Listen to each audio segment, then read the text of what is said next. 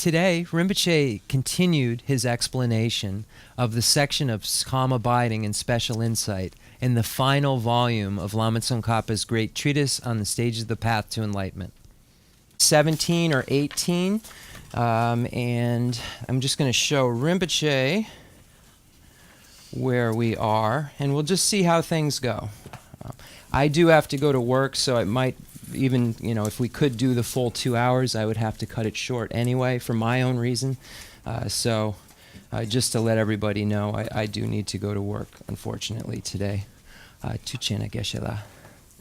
And I just want to say thank you so much to Geshe La. He's done so much to help Rinpoche, and we just really owe him a debt of gratitude during these times. He's just been doing a lot. So thank you, Geshe La. Tuchena Geshe La. Chan Sheda Pentoglu, Natsu Kindik, Charan Cotton Champo. Okay, Rinpoche, Natsu Jip Dunje 474 De Lung This is Chite Kabiore Dawa Dang Dawa Dang Jinyebi Dun. So we're going to start right at the top of page 18. You see where it says 474? Hi, Brian. Hey, Jeff. Welcome. Okay. It's so good to see you. Yeah, nice to see This is Rinpoche's one of his longest students and Rinpoche's doctor from the beginning. He's done so much for Rinpoche over the years as well. I didn't even see you over there. I'm I came from work and I've got to go back to work, so my head is somewhere else right now. Very good to see you. So right at 470, it's where it says 474, and then you'll see Lama Tsongkhapa's commentary. It says, this states that's meditative serenity. That's where we're going to begin. Okay, Digsung Rinpoche. Yeah. Shej Dawa Dang, Shej Nipa. Yeah. Lari wadi jibu chungu lang, jibu ding, jibu chimi lang. Jibu chungu lang de, maga jibu sujin de jianzhou. Lesso. Ringi lang de lava sung. Tene jibu chimi lang, shang shu ji sen da, shindu la. Lesso. Digsung. So when we divide all of Buddha's teachings into categories, we're able to divide them into three. So if we take all of the Lord Buddha's teachings ever given, they can be summarized into three categories. The teachings shared in common with beings of small capacity, teachings shared in common with beings of medium capacity, and the teachings for beings of great capacity. The first set of teachings, the teachings shared in common with beings of small capacity, are for those who wish to have higher rebirth in the higher realms of cyclic existence. So through engaging in acknowledgement of one's downfalls and going for refuge to the three jewels, the Buddha, the Dharma, and the Sangha, and engaging in ethical behavior that abandons the 10 non-virtuous activities. So in dependence upon those practices, one is able to achieve rebirth in the higher realms of cyclic existence. And these are called the teachings shared in common with beings of small capacity. So abandoning the 10 non-virtues, acknowledging downfalls, and going for refuge. The next set of teachings are for those who wish to achieve an individual liberation or enlightenment for themselves, not a Buddhahood, just a nirvana. And so this practitioner engages in the practice of the three highest higher trainings. Highest higher training in ethics, highest higher training in concentration, and highest higher training in wisdom. And in dependence upon these practices, he or she is able to achieve nirvana. And then the final set of teachings are teachings for beings of great capacity. And these are teachings that lead to complete Buddhahood. This is for the practitioner who, in dependence upon the other practices just mentioned, and engaging in the Jipu Chembu Garilauson, Shintu, By engaging in the practice of the mind that aspires to enlightenment and the 6 perfections, one is able to achieve the state of Buddhahood. So the three results of higher realm rebirth, nirvana, and then finally complete Buddhahood are results that are dependent upon the 3 capacities of small, medium, and great. Digson Rinpoche.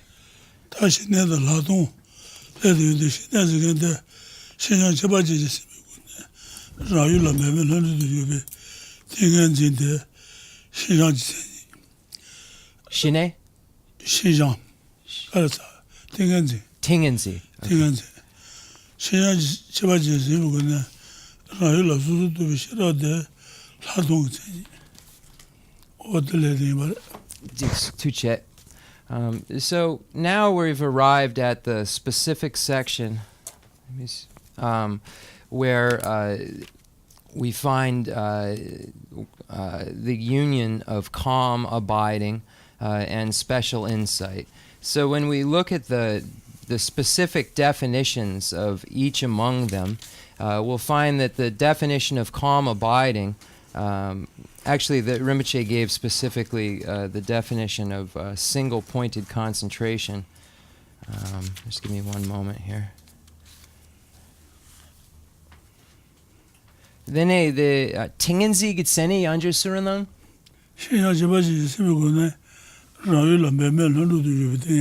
Okay, so this is defined as a stabilization arisen from meditation and conjoined with a special pliancy. This is single-pointed concentrations, or literally the calm abiding's definition.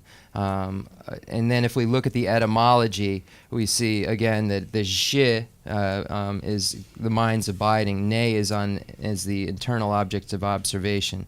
So it's just abiding on an internal object of observation, and then that is conjoined with a special pliancy. Then the next is special insight. So then special insight, give me one moment here.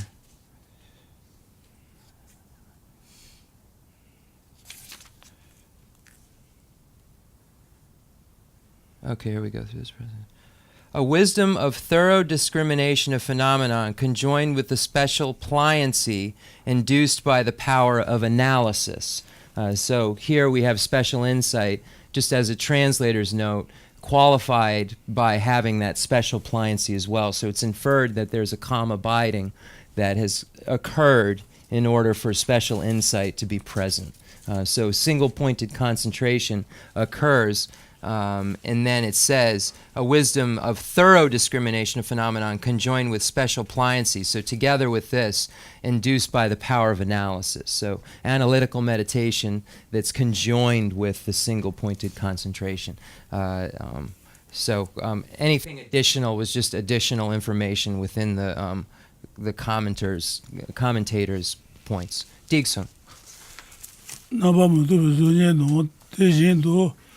Hatmok mebala katseba chikona de ambarmento zonyeno de jindo yegi mebala katseba niente that mabutata goba yosu ruba was taga de shenega lado shenega lado mebala zonyese ade ke yude mai ba tsuge shiba de mai paru nawantel zonyelo do mare zonye 타나 고바 용수 주바 오스 세조베 고바 예노스 그르들레 마비 탈라 체다와데 제냐바니 숨베 신데베 나시바터 신나다라 돈르랑 체다와데 제냐바니가 요바 숨베 실라 니미 주고네 수수메제지 돈이 라미비시네 왜죠? 돈이 마두비 라돈 요라 태안 시르주일라 주비시네 나도 메발라 네베시네 시샬라 사바 쳐봐도 同于劳动学校，我得把记住下了。Oh, okay, that's cool. Okay, so also Ratnarashita, so we're just going to read straight through. Instructions for the Perfection of Wisdom says, with regard to that, Serenity's object of meditation is a non-discursive image of something which is either a case of the diversity of phenomenon or represents the real nature. Insight's object of meditation is a discursive image of something which is a case of the diversity of phenomena or which represents the real nature. This states that meditative serenity is a non-discursive stabilization on something among either diversity or the real nature of phenomena. So as a note, the conventional and ultimate is what that's referring to. And that insight is analysis of either of those two objects. This is also the intended meaning of a passage in the Sutra Unraveling the Intended Meaning. O Bhagavan, how many objects does serenity have? The Buddha replied, one, namely a non-discursive image. How many objects does insight have? Just one, a discursive image. How many objects of both are there? Two, namely the limits of existence and the achievement of purpose. So Asanga's Compendium of Knowledge, the Amidharma Samuccaya, states that the limits of existence refers to both the reality, diversity, and the real nature of phenomena, so everything, basically. So serenity and insight each take both ultimates and conventionalities as objects of meditation, just as Ratnakara-Santi explained above. Thus, meditative serenity and insight are not differentiated in terms of their respective objects of meditation, for there is meditative serenity that knows emptiness, and there is insight which does not know emptiness. Also, meditative serenity, shine, is your mind quieting, shi, movement toward external objects, and then abiding, ne, on an internal object of meditation. Insight, hlatong, is superior, hlakpa, i.e. seeing, special seeing, tong. So tong is seeing, hlakpa is superior. So special seeing, special insight. So you see how the word is transformed and how it is turned into special insight, why it is that.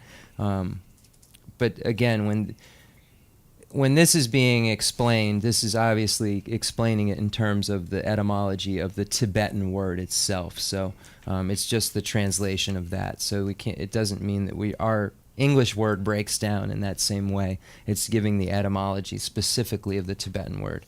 Digsung Rinpoche.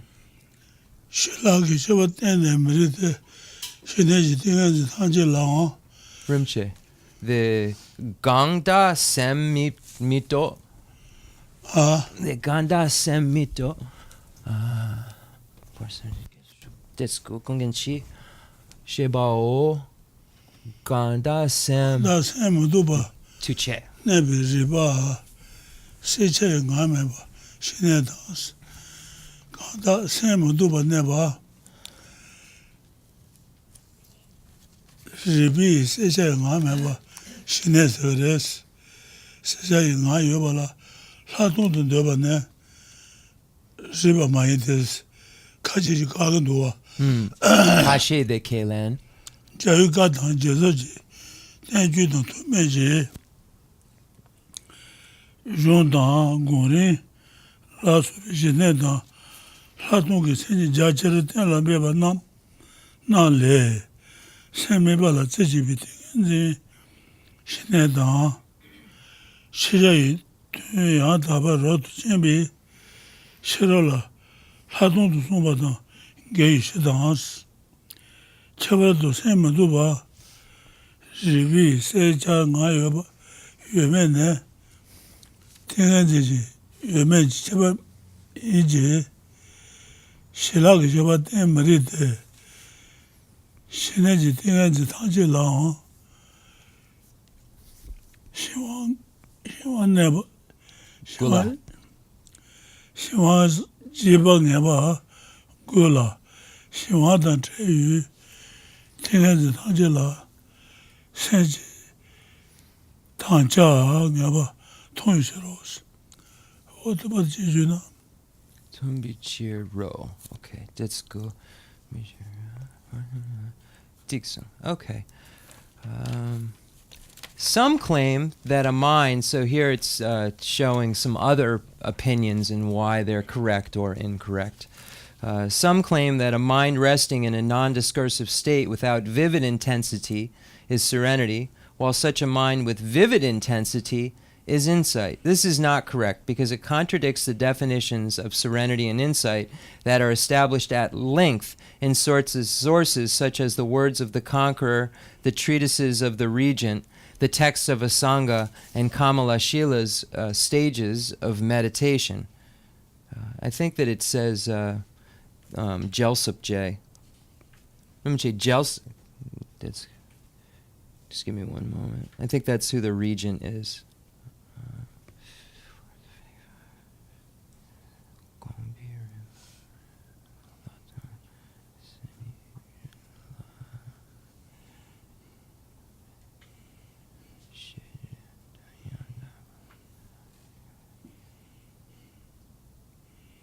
Okay,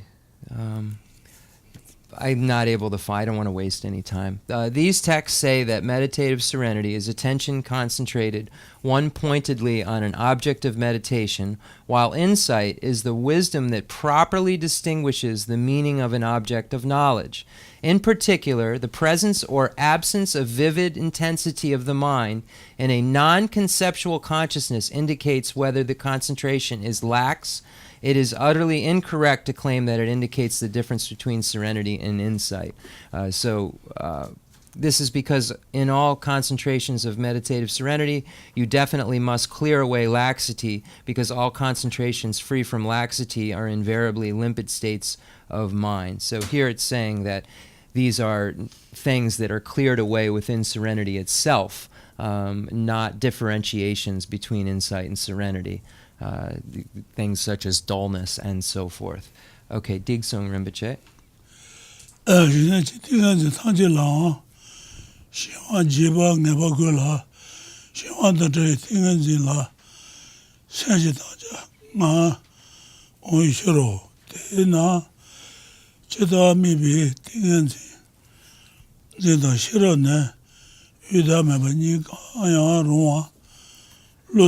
Tuma tuji gune ngozonga shayi san dese na chibi mutubala ne mene ji gune ngozonga manjute yudama bata gune loka mashubi dese mutubi tinganzi batu meba yebi shiro dedar yilu tubi tawa manye jang sanji jenya mutuba 송유 초진 고송지 초베 돈이라 고와 돈이라 고 돈이 마고야 모두 비팅한지 지와라 그와 존재 좀 해라 대고는 생도 존나 생심이 투롱 레론스 젤라 태지나 르다 생라 가드죠 주니 이메 더와죠 먹게요 서지나 가드죠 나봐 세이 투 생라 세제 오유나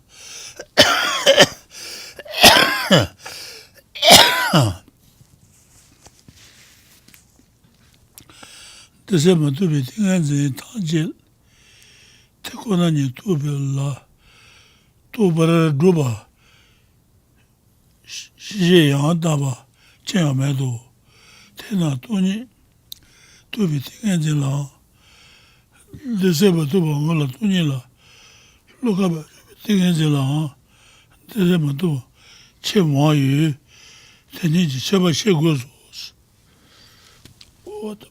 Okay, Tuche.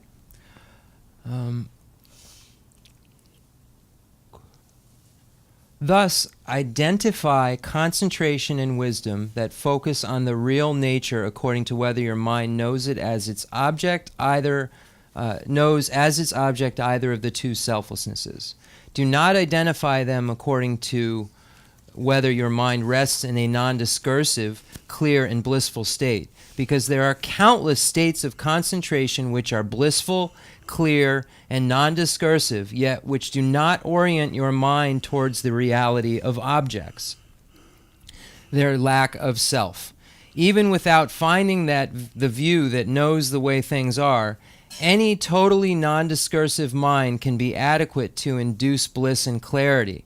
Even without understanding emptiness by establishing it in perception, nothing at all prevents you from developing non-discursive concentration. If you keep your mind that way for a long time, you cause the wind energies to become serviceable. Once this occurs, nothing precludes the arising of bliss, as it is the nature of such serviceability to create mental and physical delight and bliss. Once bliss has arisen, then there will be mental clarity by the virtue of the quality of clarity in the feelings of delight and bliss. For this reason, there is not a single authentic source to prove that For this reason, there is not a single authentic source to prove that all blissful, clear, non-discursive concentrations know reality. Therefore, since bliss, clarity, and non-discursiveness are present in concentrations that know emptiness, yet very often occur in concentrations that are not directed towards emptiness, you have to differentiate these two. So differentiating between a meditation which induces bliss and happiness because the winds have been service, there's more serviceability of the wind and so forth, so it naturally arises from that, and a correct meditation which does that as well, meaning a meditation on the nature of reality. So the two are, one, it's the meditation which is not on a correct object of observation, not about the nature of reality, which induces bliss, and then the other, one which induces bliss, which is utilizing the object of observation, the nature of reality. So it's saying that you can induce these feelings without really, as a translator's note, you can induce these feelings in meditation and feel as though you've realized something, but it's just a physical reaction that's taking place within the winds and so forth that could occur whether you're meditating on an important image or not. Digsong Rinpoche. Shenada Latoniga Gugures, Susan Garasana, Bana, Simon Lore, Tayu, Mama Bawana, Mama Shindo, Sawa, Longi, Mio Ni Dana, Chokuna, Shindo, Sawa Tula, Mama Mesawa, Longi Juna, Zuna, Sawa Matuma Shindo, Sami de Chetawalan, Tekunaniji, Shiji Maluba, Nebe Shirodan, Sami Bala Chetawan, Debajindo, maybe Mio Anida, Dena, Tekunani Sawatongi, Saint Jendo, Mutua, Nebe Mandubi, Diganzi Vejan, Yellow to be Shiromena. Tekonani Tayu Meta Tingazela, Tingazin Konjan, Yellow Tuba Mazilla. That may be Tekonani do.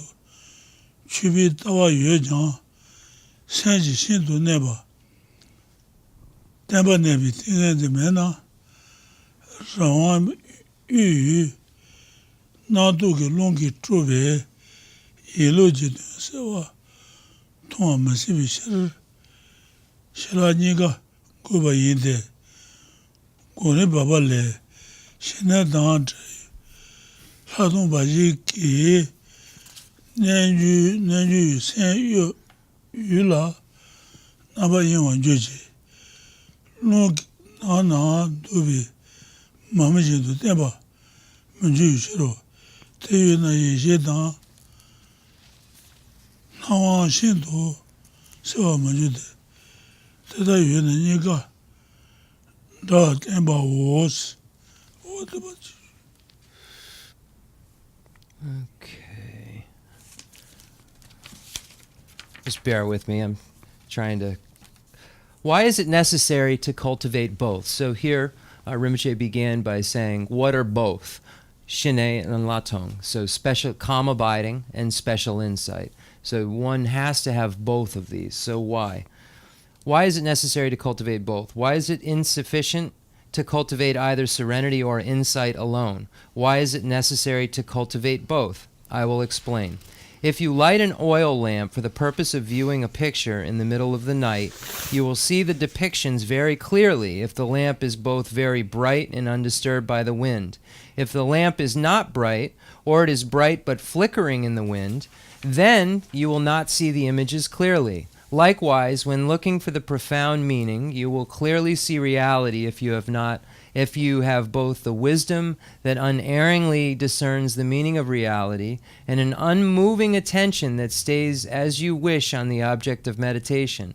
However, if you do not have wisdom that knows how things are, even if you have a non-discursive concentration in which your mind is stable and does not scatter to other things, then you lack the eyes which see reality. Hence, it will be impossible to know how things are no matter how much you develop your concentration. And even with a perspective that understands reality, selflessness, if you lack a firm concentration that stays one-pointedly on its object, then it will be impossible to clearly see the meaning of the way things are, because you will be disturbed by the winds of uncontrollably fluctuating discursive thought. This is why you need both serenity and insight. And then Kamala Shila's second stages of meditation, which we will be getting back to very soon. Rinpoche is teaching that text the first Wednesday of every month, and there are videos already of it. So Kamala Shila's stages of meditation says, with bare insight that lacks serenity, the yogi's mind is distracted by objects. Like an oil lamp in the wind, it will not be stable. For this reason, what sublime wisdom sees will not be very clear. As this is so, rely equally on both. Therefore, the great final Nirvana Sutra from the pronouncements of Lord Buddha, the Kangjur, Shravakas do not see the lineage of the Tathagatas because their concentration is greater than their wisdom. Bodhisattvas see it, but unclearly because their wisdom is greater than their concentration.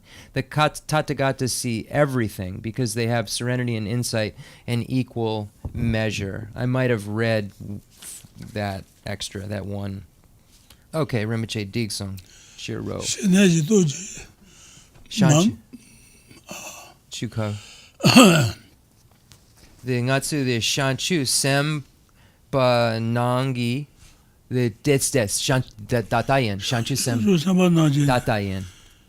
Tomejes, Masa Shira, She, Shedan, Tengan the Shon Shiro, the Jin Shebene, Taji Zid, Shena the Laton, Toba Dembi, Shiro, she got the Decent.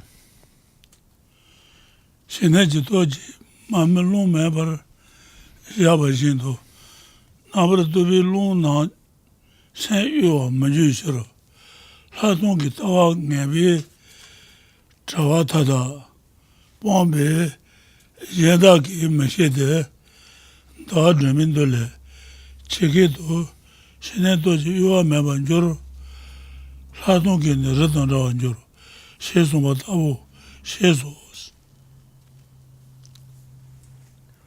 Okay.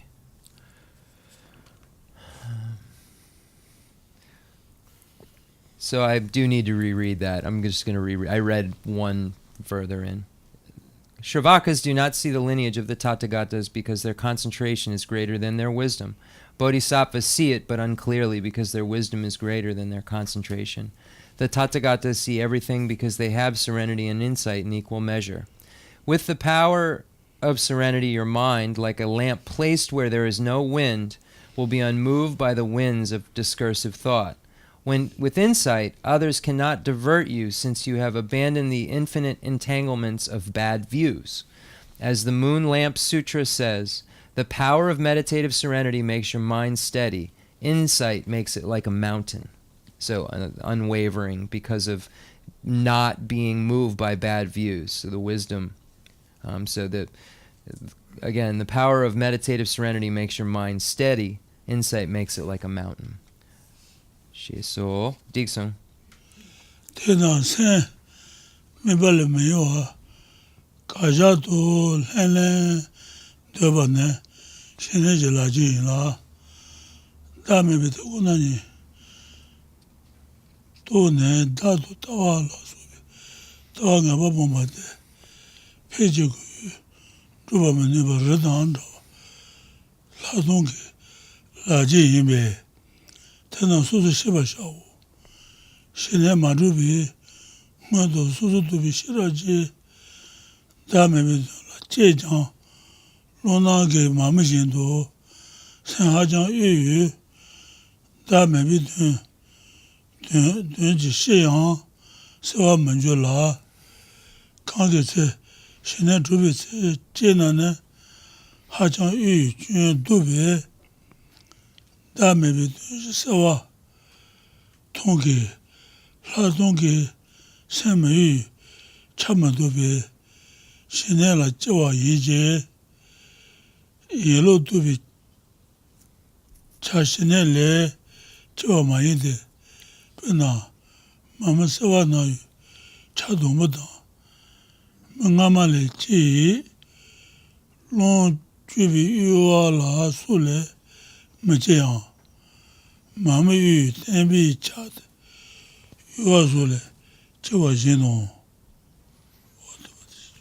Okay. Dene nge tsampa karma ju jonga mo dene nga tsu chua dan lenja. Kangin sene de lo mambo chang de ke kalikabudu nge tsampa. Chan sanlo garube de yabudu? Okay. Okay, so where are we? Apologize. So, the mark of meditative serenity is that your attention stays right where it is placed without distraction from the object of meditation. The mark of insight is that you know the reality of selflessness and eliminate bad views, such as the view of self. Your mind is like a mountain in that it cannot be shaken by the opponents. Therefore, you should distinguish these two marks. Before you achieve meditative serenity, you may use discerning wisdom to analyze the meaning of selflessness, but your mind is extremely unsteady. Your mind is like a mountain. The mark of insight is that you know reality of selflessness and eliminate bad views, such as the view of self. Your mind is like a mountain in that it cannot be shaken by opponents. Therefore, you should distinguish these two marks. I'm sorry, I got distracted. If I just reread something, I just got confused by something. Before you achieve meditative serenity, you may use discerning wisdom to analyze the meaning of selflessness, but your mind is extremely unsteady, like a lamp in the wind. So your concept of selflessness is unclear. On the other hand, if you analyze when you have achieved serenity, you avoid the fault of extreme unsteadiness. So your concept of selflessness will be clear. Thus, the mental state of insight has a quality of steadiness which derives from non-discursive meditative serenity and a quality of knowing how things exist which does not derive from meditative serenity. For example, a lamp's ability to illumine form derives from the wick and the preceding moments of a flame. It does not derive from such things as the screen that protects it from the wind. However, the stability of the steady flame of the lamp does derive from this screen. Thus, if you engage in analysis and with a wisdom possessed of the meditative equipoise of serenity, a state undisturbed by laxity or excitement, then you will understand the meaning of reality, which this is in mind the compendium of teachings of sutra states. When your mind is in meditative equipoise, you will understand reality just as it is. So I just had asked Rinpoche what he would like to do if he because he's reading and giving us the transmission of the text, and I think he wants to connect with and do some questions and answers now. I thought we were going to go a little longer with reading, but Rinpoche I think has decided to just stop there and we'll do the questions. So, the Yabudu Rinpoche.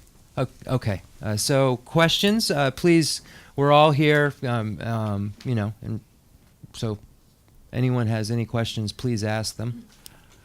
This material is extremely difficult, obviously, as we read through it, so we just want to make sure that we are able to get the commentary. You mentioned Shinde, which is the one-pointed, where your mind is one-pointed. And then there's another part. There was another term you used. Special insight? Yeah.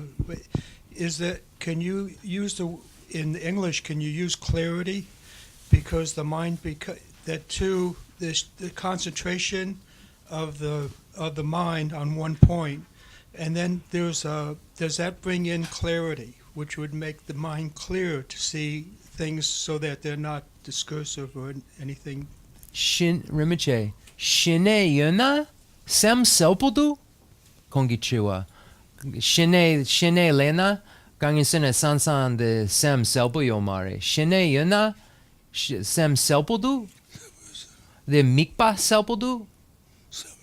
So once you achieve the state of calm abiding, one of the qualities of that state is that the object of observation, whatever it may be, of the mind is clear. There's complete clarity of it without any distraction. Thank you.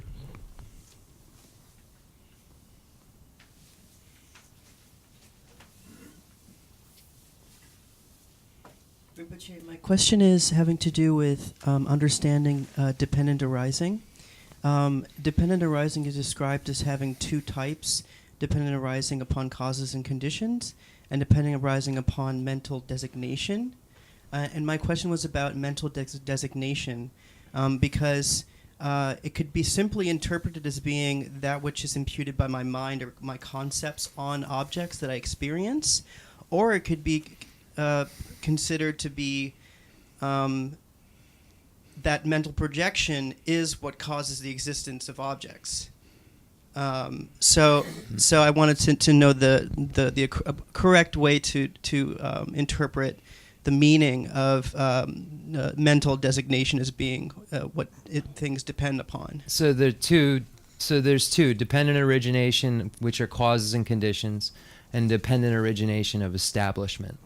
So those are the two types of dependent origination. Dendel, Rinpoche, the Dendel Yenla Juni Dendel, Ni Yure, Judre, Dantapa. Then the Detsila, the Dunda, La Rona. The Dendel Yenla, the Dendel, Mita, the Tombani, the Judre, the Dendel. Dang Ming Da Dendel. The Dashila Dembe Dendel, Detsi Larona.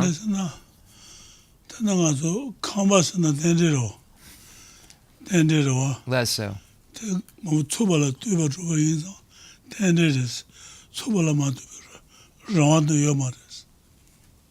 Then the Judre.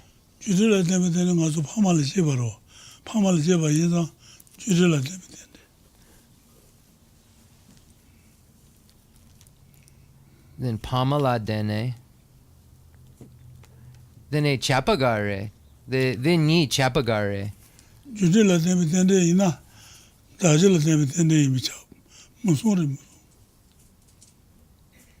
Then Dashela Dembasena, the Kamba, the Shin Dang, the Mambogu. Then a. Okay, so sometimes that secondary is, I've seen it translated as dependent origination through collection. I've also seen it translated as that. And it makes sense with the explanation that Rinpoche just gave. So when we look at the two types of dependent origination of causes and conditions, an example would be, we are here because our parents got together, and through that process of those causes and conditions, a result occurred, which was us. So this is that type of dependent origination of causes and condition that relates to a person or me in this instance, my parents. I'm a result of that. So these things, these causes and so forth, made the occurrence of this reality of me. The second is dependent origination through collection, establishment. I'd like to see what Hopkins is using right now for that, but I'll look it up later. But and this is an example of this is right now we're staying in a house, but this house isn't have any independence that is aside from this collection that comes together to make it house. So we see that there's wood, and you can even trace the back to a tree. There is this collection that comes together. It's not causes and conditions. It's not cause and effect. It's a collection that literally comes together that then is designated as this or that. But there is no this or that that's separate from this collection, this dependent origination. So that's the meaning of the second kind of dependent origination. One is literally cause and effect, and then you have a result. That result depended on this process. The other is the collection of things that make it into this or that then is named. So those are the two types of dependent origination. Thank you. Do you mind if I ask one more question? Absolutely not. Okay. No? No, I don't mind. You don't mind. Okay. Yeah, that's funny. Yeah, that's funny. Sorry. Okay. Okay. So my other question is referring to understanding emptiness in the correct way. It's been described as being a non-affirming negative, and which means that there is no affirmative to hold on to say this is emptiness. But then it's a little bit confusing because when you're supposed to achieve an experience, a direct realization of emptiness, there ought to be something that's the correct sign that feels right, that says, oh, this is emptiness. So is there such a thing as an affirmative that yeah, confirms? I think the trouble is with the English. It's always the trouble with the English that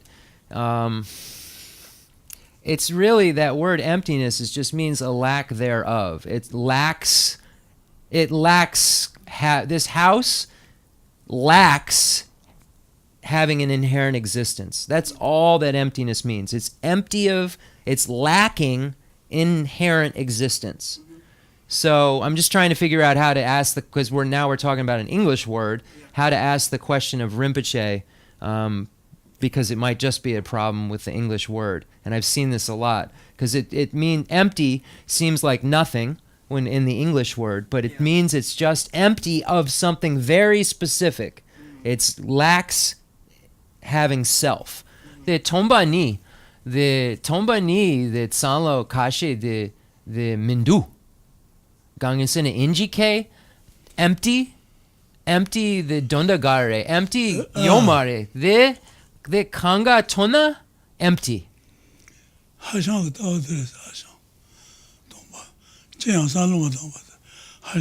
Less so. Very easy to arrive at the view of the Chinese abbot, Hashan's view, to think that emptiness means a lack of nothing. It means literally nothing. So that emptiness would be a complete removal of all thought, and then you would be at this blank space, and that would be emptiness, because it would be empty at that point. But that's an incorrect understanding of emptiness. It's a misuse of tombani, meaning what is it empty of? It's not empty meaning like I was telling Rinpoche, when we use the English word, it's like once all this tea is gone, we would say this cup is empty. But it's not really what the meaning of emptiness is, because we would say, well, it would be more specific than that. Now this cup is empty of tea, specifically empty of tea, not that there's nothing. That's how specific it needs to be with emptiness. It would be, this cup is empty of tea. I am empty of having true self. So, does that make it clear? I wish I could ask more than I did, but that's really everything that would clarify it. Okay. Thank you, Rinpoche. Next. The Trua Dan Lenja Yabudu Pentogudu. Anybody?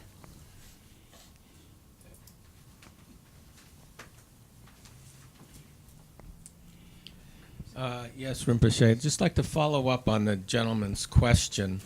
Kontriwa don kontra drawa. Dene? You do read that there are several levels of realization of emptiness, and the highest level is a direct realization of emptiness. So I don't want to put words in his mouth, but my question would be, how do you know when you have the direct realization of emptiness? The tomba ni, the tonlam lena, kandre ha kogudu. The tonlampa, nga tonlampa yen, kandre ha kogudu. Da gare, dayan da gare. Jepag. 동반이 매기 조 통하나지 통로나 통랑스 통랑스 어디 통랑 레노버. Less so. So when you see emptiness, see that's a bad. You're not seeing it. When your mind realizes emptiness, hold on.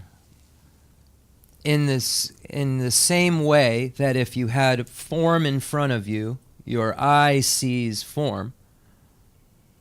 When you apprehend emptiness in that clear of a way, and it can't word. It's already been said that words can't really explain it very well. So the person who has that experience would know, they would, that it occurred. But just as the translators know, in order to have a direct, valid cognition of emptiness, there are various stages that occur. The first, you have a wisdom that arises from hearing. You hear about it, and then you process the words. And then you contemplate it and analyze it over and over again. And you reach a point where you have what is called inferential valid cognition. It's where you, through the use of a sign, can prove beyond a shadow of a doubt that prove emptiness, but you haven't experienced it directly. So the stage before you actually have a direct perception of emptiness is called inferential valid cognition. It is valid cognition, just like direct perception is, but it's through inference, and it relies upon a sign. It relies upon saying, this is that because of this. You still require that. Once you directly see emptiness, the sign is no longer required. It's a direct experience of it. So you have to, one of the things to know is that you have to first have inferential valid cognition, which is analysis that is incontrovertible, immovable. You get to a point where you've analyzed it to the point where you know that this is a cup. This is emptiness. You know that emptiness is real. You know that emptiness is the nature of reality. You just haven't experienced it. And it's actually, you go from the path of accumulation, which is where, we'll say it in the Mahayana spectrum, where you get bodhicitta and you begin this analysis. Then the next is the path of preparation.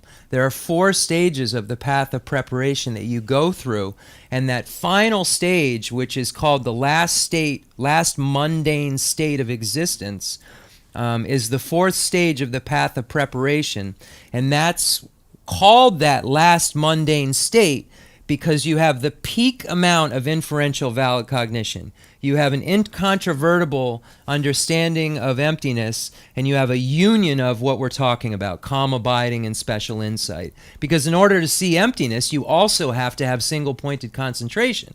So you have to have all of these things. Seeing emptiness is dependent, so all these things have to have occurred. You have this inferential valid cognition, then this union of calm abiding and special insight. So you know it for sure, but you have the skills also now to meditate to see it. So, and then when you see it directly, that's the path of seeing. And it's like you said, it is a bunch of stages that are required. And you can check any of this. This is right from Rinpoche's teaching. This isn't something I'm making up now. I just knew that this required a lot of words, and I know that Rinpoche is having a hard time with a lot of words right now. So I'm his words right now. But you can be sure that is exactly the stage that you go through. You reach this union of calm abiding and special insight, and you're at that 4th level. It's heat, peak, patience and last mundane state of existence. And you're at the point where you have single-pointed concentration, you know emptiness for sure, and then you cross that line into the path of seeing, and you see emptiness directly because you've acquired all the skills and all of the knowledges necessary to do it. So it's a heavy-duty process, and a practitioner who's there would know. Someone who's like, well, maybe I've done it, there's no way you've done it. You know what I mean? Those who know don't tell, and those who tell don't know.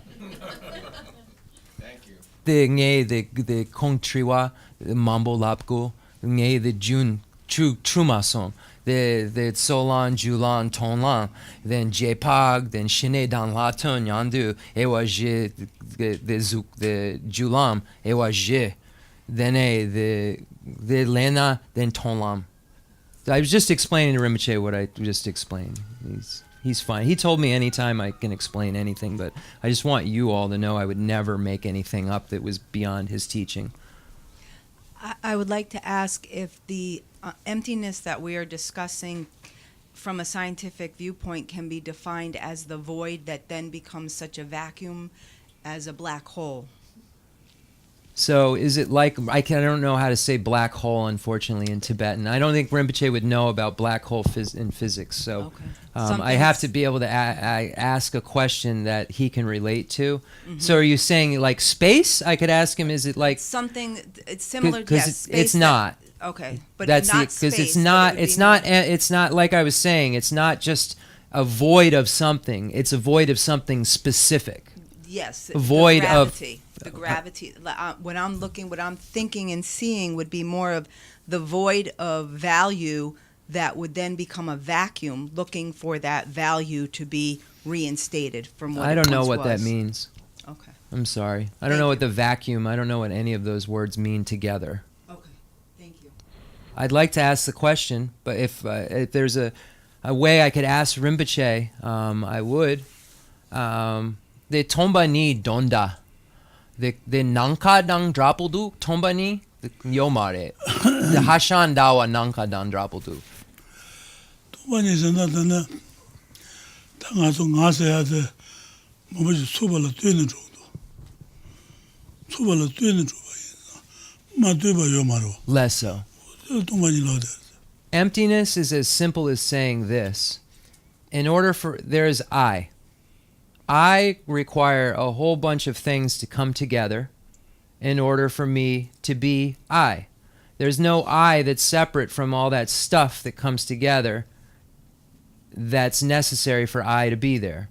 There's no I that's separate from this comings together. So the I's emptiness is it's empty of having something other than this comings together. No I, no yes. When we look at the Sutra of the Heart of Transcendent Knowledge, it says no eye, no ear, no nose, no tongue. The meaning of that is that there is no eye, or no ear, no nose that is inherently existent, that isn't existent because it comes into being through this collection, through these parts that come together that then are named as this or that. There is no this or that that can be found separate of this dependent origination. So it's empty of being anything other than this collection coming together. It doesn't have its own soul, its own identity, its own personality. It's merely a comings together of things that serve as a basis of designation to be named as this or that. But there is no this or that you can find unless you put all those things together and then name it. I hope that helped. Yes. Anyone else? All right, concluding mandala offering and dedication prayer. Shere Yapudu Rinpoche Tuchana. Every week we'll do a little bit more, and very soon we'll start really jabbling through. This last section is considered the most difficult section of the text and one of the most difficult sections of any text ever written. So it's so important that we get a clear commentary on it, that the transmission's very important. But if we could just get some of the nectar of meaning out of those words, it would be very special, not only to us, but to Geshes, who already are Geshes, to be able to study it I'm going to close with this. The information that's contained in that section, Lama Tsongkhapa wrote a major book about called The Essence of Eloquence. And all the Essence of Eloquence really does is explain what this section does, but bigger. And there's a story of this great scholar's student coming up to him and asking him if he could go to another teacher's teaching. And he said, what's the teaching on? And he said, The Essence of Eloquence. And he said, if there's a teacher who understands the meaning of that, I'll go with you too. So that's what we're going to be learning, and that's such a special thing to know, that it's that kind of material. It's that really pith of what the Buddha taught, and it's that thing that gets you enlightened.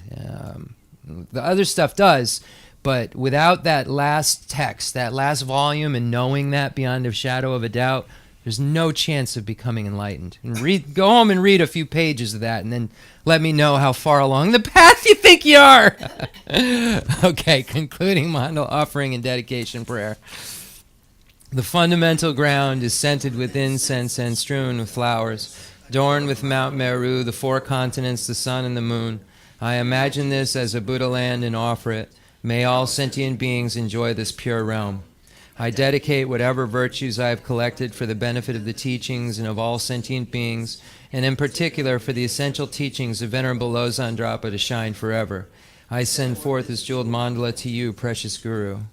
I dedicate all this virtue to emulate the knowledge of the hero Manjushri and likewise Samantabhadra as well. With whatever dedication is praised as supreme by all the conquerors who traverse the 3 times, I also dedicate all my roots of virtue for the sake of auspicious deeds. In that pure land surrounded by snowy mountains, you are the source of all benefit and happiness. All-powerful Avalokiteshvara Tenzin Gyatso, may you stay until samsara's end. I pray for the long life of the precious Khensur Wandak, upholder of scriptural and realizational doctrines, spiritual friend who trained extensively in the 5 great philosophical texts with exceptional wisdom and perseverance. Geshe Rinpoche Gutsi Shapi Denronang, Ngatsu Lamrim Chenmo Kangachironang, Shine Dan Latun Kangachironang, Latun Chenmo Kangachironang.